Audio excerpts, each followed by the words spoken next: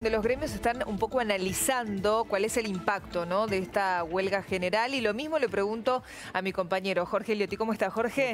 Buenas tardes. Bien, bueno, acá tenemos una primera parte de la evaluación. Recordemos que si bien la medida de fuerza aglutinó a la mayor cantidad de gremios de todos los sectores, no están todos juntos.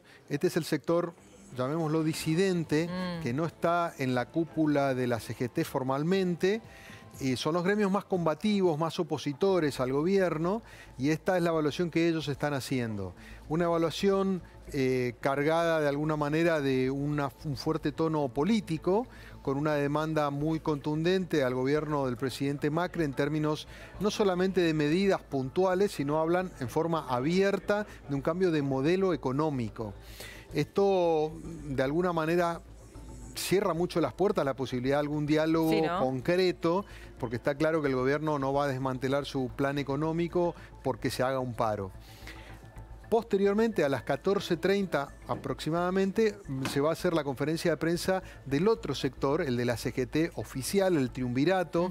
Estarán allí seguramente Daer, Acuña, Schmidt, que son los tres integrantes de esta cúpula, haciendo también su propia evaluación. Allí adentro de la CGT también hay diferencias, inclusive dentro de estos tres integrantes. En general, Schmidt es el más duro, el más crítico, está como más cerca de estos actores que acabamos de ver recién, que eran Pablo Micheli, Hugo Yasky, Pablo Moyano, Baradel, entre otros, ¿no? Y después tenés a Daer y Acuña en parte, que representan a los llamados gordos y a los independientes, que en general tienen un diálogo más fluido con el gobierno, son menos combativos. Y se iban a juntar, de hecho, antes del viaje del presidente, ¿no? Sí, había una posibilidad de reunirse con alguno de los ministros. Sí. Se había hablado que se iban a juntar con el ministro de Producción, Sica. Ya no había margen para levantar el paro, pero era de alguna manera un diálogo para demostrar que con el paro no se rompía todo. Y ahí yo creo que el punto principal, más allá de la evaluación del paro de hoy, que tuvo un efecto bastante fuerte, sobre todo porque al no haber transporte... Claro, ¿cómo me dice el efecto del paro, no? Y es muy difícil, sobre todo en términos... No tenés cómo llegar a tu trabajo. Claro, y sobre todo no se puede medir la voluntad de hacer paro. Exactamente. Hay mucha gente que no tiene otra alternativa que no ir a trabajar porque no tiene transporte, o porque en el negocio en el que está o en la empresa en la que trabaja no hay posibilidades de acceder o de estar. Entonces, lo que se ve es que hay una merma clara. No obstante, hoy en el centro había movimiento de particulares, algunos habían ido con vehículos, algunos comercios abiertos, pero en líneas generales es un paro fuerte porque contó con la adhesión de los gremios más importantes. Ahora bien, mirando un poquito lo que viene después y haciendo esta evaluación, ¿no? Punto 1, no daría la impresión de que haya posibilidad de una reconstrucción en las demandas que están pidiendo los gremios, porque no se puede cambiar el plan económico. Están pidiendo también algún tipo de compromiso de no despidos de parte del gobierno y del sector privado, los empresarios, algo que se intentó forzosamente en el año 2016 con el actual gobierno y que no resultó. Hoy hay indicadores que marcan que hay un mayor nivel de desempleo. En la semana pasada conocimos los últimos números del INDEC. Estaban en el 9,6% a nivel nacional.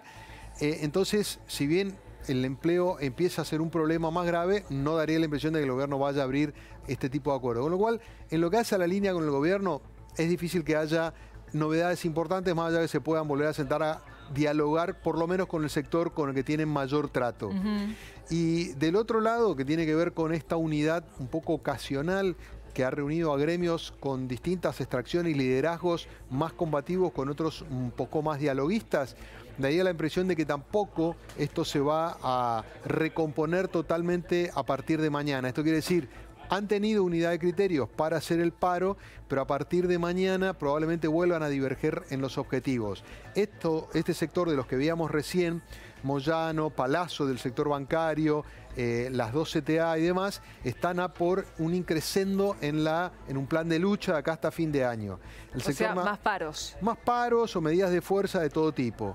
El sector más dialoguista no está tan convencido de esto y es probable que pueda tratar de poner paños fríos, y habrá que ver cómo impacta esto en la conducción de la CGT, que ya bastante frágil viene sosteniéndose este triunvirato un poco forzosamente. El paro los volvió a unificar en un momento que parecía que no iban a lograrlo. Bueno, hay que ver si pasado el paro vuelven a desmembrarse y él se pone en cuestionamiento este manejo tripartito de la CGT que en general no ha dado buenos resultados. Claro, lo que, a ver, vos un poco hablás con la gente, lo que se escucha en la calle, lo que se siente es esta pregunta: ¿qué aporta el paro? Porque esto que vos decías, incluso yo se lo pregunté hace 2 días, tuve la posibilidad de hablar en un móvil con Pablo Moyano y le decía, ustedes dicen que el paro no es en contra de Macri, que es en contra del Fondo Monetario Internacional, pero el fondo no vino solo, alguien claramente lo fue a buscar y no va a cambiar la decisión de Macri, ¿no?, de estar negociando. De hecho es lo que está haciendo en Estados Unidos. Digo, ¿qué va a pasar de ahora en más? ¿Qué costo, por ejemplo, le genera esta huelga al gobierno? Bueno, el gobierno está difundiendo una cifra de valor económico para mostrar el efecto que esto tiene, de unos 31.000 millones. En realidad esto tiene un efecto parcial, porque bueno, de hecho recién los gremios decían, bueno, si sacamos el cálculo de lo que se ganaría, por ejemplo, pagando más salarios, generando mayor productividad, se neutralizaría este valor.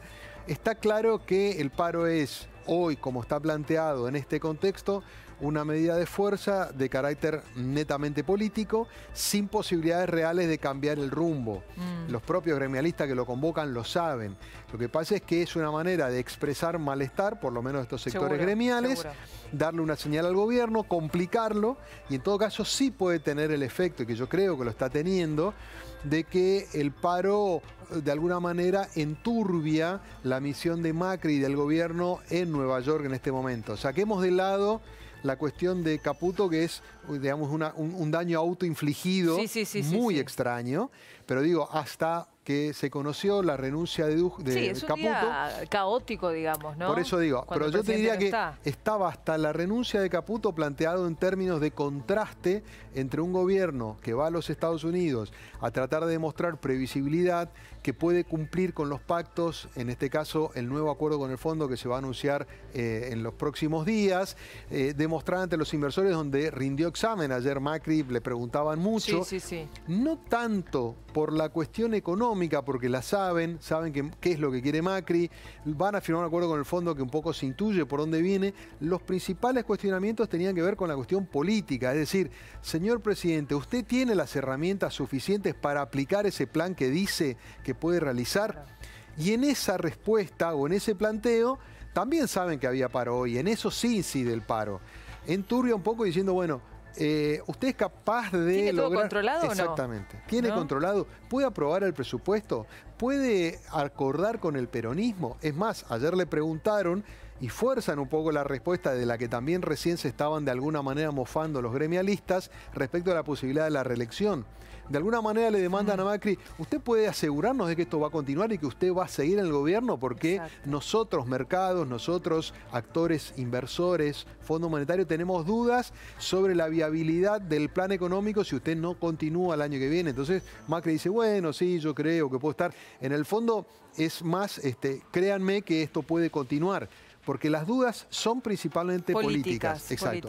Y en ese aspecto yo creo que el paro de hoy de los gremios, de la CGT, la CTA, estos sectores disidentes también, es allí donde tiene un efecto concreto, porque allá lo ven claramente. Y ahora, Jorge, teniendo en cuenta lo que recién decían en la sede de camioneros, ¿no? Nosotros queremos garantizar que ningún otro trabajador sea despedido, que todos los trabajadores que fueron despedidos vuelvan a sus fuentes de trabajo. Digo, ¿qué va a pasar cuando vuelva Macri de negociar con el Fondo Monetario Internacional y seguramente se encuentre con este panorama de parte de los gremios? ¿Qué le puede llegar a ofrecer él que a los gremios los tiente como para no llevar adelante más medidas de fuerza? Es muy difícil, porque vos decías, tienen previsto de acá a fin de año por lo menos más paros, más movilizaciones. Mirá, yo no creo que el gobierno esté pensando en una respuesta inmediata para responderle a los gremios. Lo que en todo caso va a plantear es mantener la mesa de diálogo abierto, dice, con los que tienen actitud constructiva, con aquellos que creen que pueden cooperar, que son los que mantienen este diálogo. Hablamos los gremios, insisto, los llamados gordos, en general los independientes, que son los gremios grandes. Obviamente acá también hay gremios importantes, Camionero lo es, pero estamos pensando en gremios como por ejemplo el de comercio, el de sanidad. Pero Camioneros te para, hoy es muy importante. Igualmente acá yo creo que la novedad del día de hoy fue que también pararon colectivos, trenes Sí, y demás, que son la UTA. otros gremios, ¿no? La UTAC y colectiveros. Entonces, el gobierno lo que va a hacer es tratar de retomar y mantener dividido ese frente gremial. Esa es un poco la estrategia. Divide y reinarás. Es un poco esa idea y que en todo caso, si hay medidas de fuerza, sean solo de este sector más combativo, que el gobierno dice, bueno, ellos tienen motivos políticos para estar en contra, Claro. y de algún modo tratar de llegar así a fin de año. Ahora, en lo concreto, en lo que puede importarle a los trabajadores, bueno, allí un poco el mensaje que puede venir es qué puede pasar a nivel de paritarias, Claro. y de alguna manera si puede haber alguna medida que atenúe un poco la pérdida de empleo, que hasta ahora no era un tema tan grave, pero en función de que empieza a impactar la recesión y la inflación, va a empezar a transformarse en un problema mucho más sustancial. Entonces yo creo que el gobierno, más allá de darle una respuesta a estas demandas que son muy generalistas y probablemente fuera del alcance del gobierno, tiene que fijarse en cómo se pueden actualizar los salarios, en dar una respuesta en ese sentido y en todo caso ver de qué manera puede negociar sector por sector Claro. para evitar despidos. Despidos y esto que decías vos al comienzo que me pareció fundamental, desocupación, 9,6% se conoció en los últimos días, pero mucho más en el conurbano bonaerense, ¿no? Bueno, Lo que con está Urbano hay pasando, una situación 12%. 12,3%, 0,4%, sí. Son casi 3 puntos por encima del promedio Claro. nacional. Bueno, el conurbano es en general donde primero decanta el impacto de la pérdida de empleo, porque son empleos en general más precarios o más condicionados, son los que primero se prescinden. Entonces, ese es un termómetro a prestar atención, sobre todo porque se produce en un contexto social muy volátil.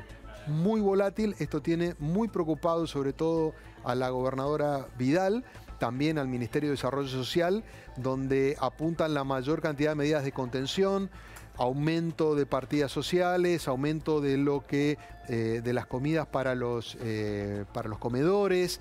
Empieza a haber allí una necesidad ya de urgencia para tratar de evitar que se genere una situación indeseable en el conurbano, sobre todo porque actúan protagonistas de distinto calibre, algunos políticos y otros que no. Hay bandas que están de delincuentes comunes, bandas narcos que están teniendo algún efecto. Lo hemos visto en los episodios como lo que le ocurrió a la maestra que fue amenazada y tajeada, en la explosión que se produjo en un establecimiento en Berazategui. O sea, episodios que no se condicen con las dinámicas políticas habituales o con una crisis social estilo clásico. Eso tiene muy preocupado al oficialismo y por eso hay mucha tensión. Ahí pega mucho más rápido y mucho más fuerte. Sin lugar a duda. Jorge, gracias. Por supuesto es un análisis que estaremos haciendo largo y tendido, sobre todo cuando regrese, ¿no?, el presidente Mauricio Macri. Todo hace pensar que esta noche, a más tardar mañana, se conocería finalmente los detalles de este acuerdo con el fondo. Bueno, en el gobierno están diciendo que es mañana. Mañana. Sí, lo están planteando como que es mañana. Macri vuelve, ya mañana estaría acá, pero se quedaría Duhovne allí. Y el anuncio obviamente se hace allá, lo hace el propio Fondo Monetario. Quienes están en Nueva York no son tan asertivos respecto a esto puede hacer mañana. Dicen en las próximas horas, días, seguro sería esta semana. Pero bueno, el gobierno tiene una necesidad de alguna manera de cerrar en la brecha que le generó la salida de Caputo hoy y demostrar rápidamente el acuerdo para decir está todo encaminado, reemplazamos el presidente del Banco Central, tenemos acuerdo con el fondo, caminamos en la negociación por el presupuesto en el Congreso. Bueno, acá no pasó nada. Ahora, es un poco eso. Qué fundamental, digo, la relación, y ya nos vamos a la pausa, que tiene Macri con Trump. Y además, porque digo, no solo con el Fondo Monetario, sino también con el Tesoro de los Estados Unidos, Sí, ¿no? claramente. Paralelamente. Bueno, ahí es interesante evaluar un poco los factores que han hecho este vínculo entre Macri y Trump tan intenso, a pesar de que al principio, cuando fue electo Trump, había dudas porque el gobierno argentino discretamente había respaldado a Hillary Clinton como la candidata que él entusiasmaba en términos de continuidad de lo que habían logrado con Obama. Y allí hay aspectos que tienen que ver con lo personal y también con lo político. En lo personal, todos reconocen, tanto del lado argentino como de los funcionarios de la Casa Blanca, que tienen una empatía personal que ha favorecido el vínculo. Que hay feeling. Claro. De hecho, en Estados Unidos dicen que hay solo dos mandatarios, los dos mandatarios con los que Trump tiene mejor vínculo son el premier de Israel, Benjamín Netanyahu, y después Macri. Claro. Con lo cual goza un privilegio según la mirada de algunos, según otros no, pero lo cierto es que ha logrado entablar un vínculo personal con un personaje muy particular como es Trump, a la que buena parte del mundo trata todo el tiempo de interpretar o entender. Parecería que Macri ha logrado. Y en segundo lugar, una cuestión bien política, que está claro que Estados Unidos necesita de alguna manera fortalecer gobiernos que están en la línea que propende la Casa Blanca en términos políticos y económicos, ser un contrabalance de actores más disruptivos, como el caso de Venezuela, que es un poco la contrafigura, y además también un tercer factor a tener en cuenta es que Estados Unidos trata de apoyarse en gobiernos como los de Macri para también restar influencia a la creciente participación de China en Latinoamérica, que era algo que hasta hace algunos años no le prestaba mucha atención. Hoy hay cierto recelo de parte de Estados Unidos porque los negocios chinos se han expandido en la región y busca obturarlo con estas alianzas con gobiernos cercanos a la administración norteamericana. Clarísimo. Todos esos conceptos, como siempre, Jorge, gracias. No, por favor, a vos, Viviana. Muchas gracias. Lo dejamos porque tiene que seguir trabajando. Es una jornada larga.